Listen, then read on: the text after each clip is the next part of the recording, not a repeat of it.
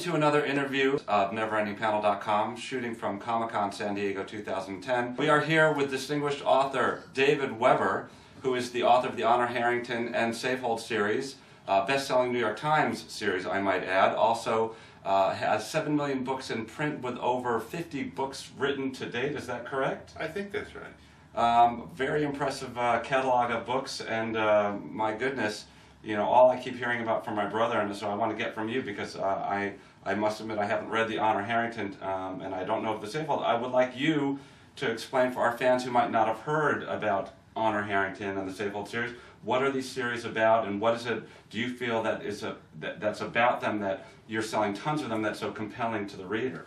Well, okay, let's start our thumbnail encapsulation with the Honorverse, which is up to only 15 books. So we can, you know, certainly sum that up. We'll bring it down to the 15 now.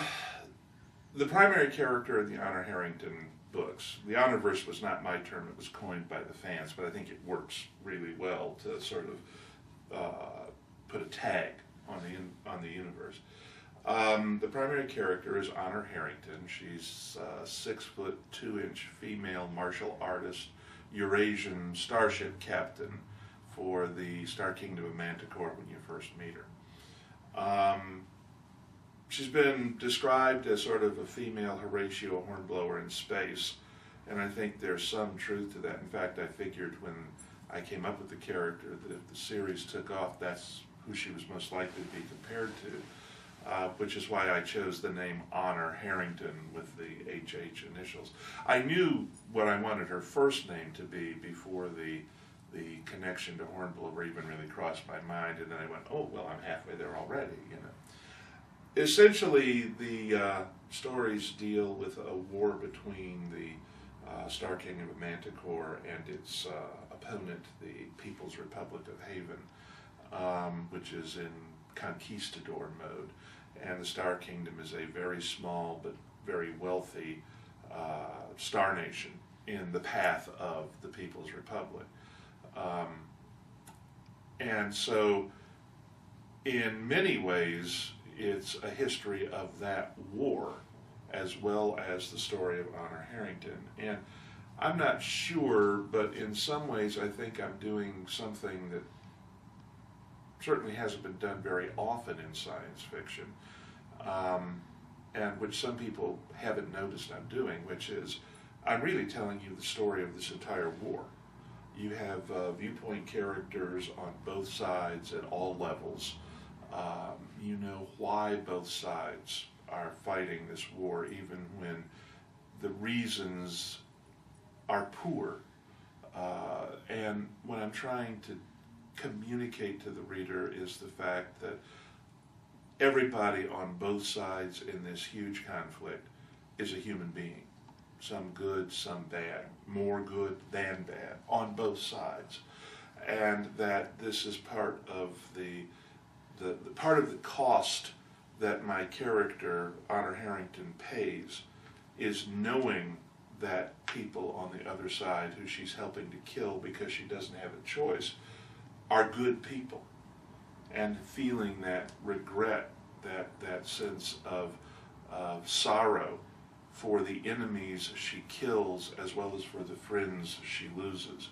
Because in the final analysis, I think, in my mind, what this series is about more than anything else is the cost of doing your duty, paid in the most bitter coin there is, which is the blood and the loss of people you care for and the destruction of things you love. But it's a very uplifting novel. Well, but as odd as it sounds, for all the, you know, the dying and the death and the battles, it sounds like a very humane treatment of the war and the tactics and the reasons for these things having to happen, as opposed to very black and white James Bondy or, you know, good guy, bad guy, you know, or... Well, the problem, I write military science fiction, and of course part of it is the gosh wow for the hardware.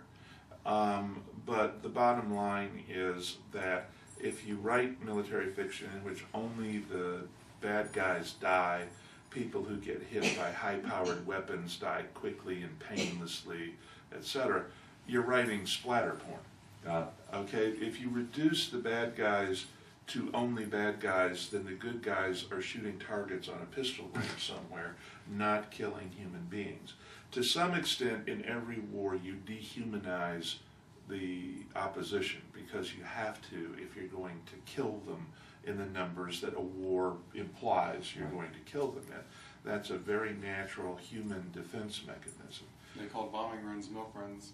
Yeah, as long as they weren't getting a lot of opposition from the ground, especially. It was a milk run was simply delivering the milk to the doorstep of Dresden and killing 500,000 people in the firestorms. result in firestorms. But you call it milk runs. Exactly, because that was their duty, that's what they were ordered to do, and they genuinely believed that it was reducing the length of the war.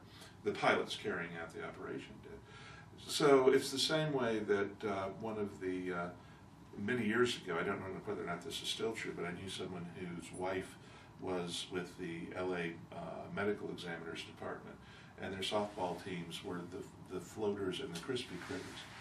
And it was because you needed that kind of humor as a defense against the horror you dealt with daily. And what I'm writing about here are, first and foremost, it's the characters. Any story worth reading ultimately is about the characters. You can have all the gee whiz hardware you want, but in the end it comes down to the characters. And if the characters are the center of a military story, if you're going to avoid dehumanizing the bad guys for the reader, so that you aren't just catering to, oh boy, killed another 1,000 people video game mentalities. First person shooter. Yeah, exactly. Then ultimately it turns into a humane view of war, because war is a very, don't take me wrong when I use this, it's a very humane, as in human-centric occupation. Right. Nobody else does it, except occasionally in the animal world when it's absolutely necessary to acquire range or something from someone else. Okay, Eitan, do you have, because I know we are going to be interviewing David on in a second segment on this show, so do you have any questions with regards to Honor Harrington before we wrap this up in our next minute? No, pretty much just want to say absolutely enjoyed the series, found a lot of fun.